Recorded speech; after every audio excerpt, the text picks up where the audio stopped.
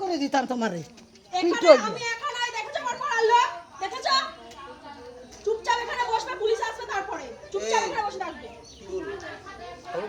100 phone করেছি দাদা আসছে। তোমার এত বড় আস্তানা সাহস তোমার, এই গান হচ্ছে ভয় নেই।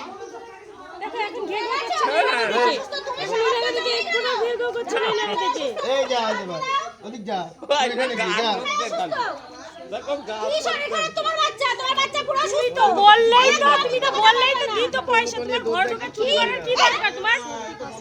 তো সর্দি কাশি সবার হয়, সর্দি কাশি আমাদেরও আছে। বাচ্চা অসুস্থ, সর্দি কাশি সবার আছে, তোমার ইয়ে না। তুমি তুমি টাকা নাচিয়ে ব্যাগের মধ্যে হাত দিয়েছো কেন ঘরে ঢুকে? অসুস্থ তুমি বলতে তুমি ওকে ডাকনি কেন? বাড়ির লোককে ডাকনি কেন? সর্দি কাশি তুমি বাড়ির লোককে না ডেকে ঘরে ঢুকেছো কেন?